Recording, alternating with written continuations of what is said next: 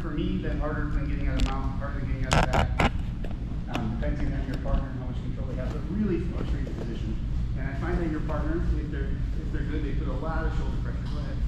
Right, so you get this like very frustrating, lots of shoulder pressure, not a lot of options to make space. So today I'm going to go over kind of 1-2 options that I use to start to make space and side control. And at the very least, get things going. Right, start to make stuff happen. This is just going to be our intro class, guys. So really basic stuff on kind of hand placement, things like that to talk about. So first things first, guys, I've got both my arms here. I want to make sure that I'm keeping my hands safe when I don't know what to do with them. That means that I have them kind of around my partner's back. My left hand is sort of hidden next to Sally's neck until I'm able to do something more productive with it. My right hand is just tucked in nice and tight. I don't have my hands like out and about floating places because then right, they can be caught, they can be arm bars, they can be kind of things like that. Right?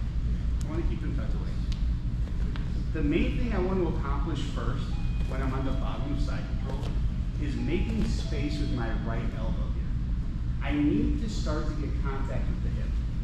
And I want to start to get it where I can use this as a wedge to make just a little bit of space. If not, Sally's just going to sit really close to me, go ahead, put pressure, get really tight. And she's going to use this offensively to start attacking my front right. And that's very frustrating. Here's the main technique I do.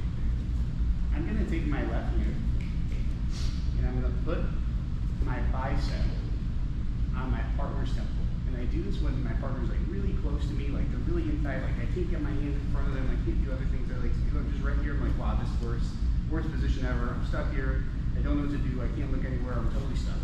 I need to start making some space. What do? I put my hand on the temple. Guys, it's really important that my arm, my bicep and stuff, makes connection at the top of the head, at the temple. Okay, not at their neck. If I bump and push someone at their neck, they're just gonna push back at me. Right? Like, Sally's never gonna move if I do this, right? Sally's strong, she's a tough grappler. It just doesn't make enough leverage. If I put my hand up here, I'm gonna do something, take my feet, I'm gonna bump, and I'm gonna attempt to touch my hand to the mat as I look this way. You see that space it makes?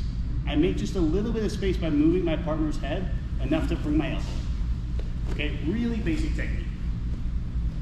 Once I do this technique and I bring my elbow in, I have a frame. From here, I'm going to do the same technique again. Watch. We go right back. I'm going to do it again. This time, I'm going to try to make enough space to move my hips out and bring my knee in.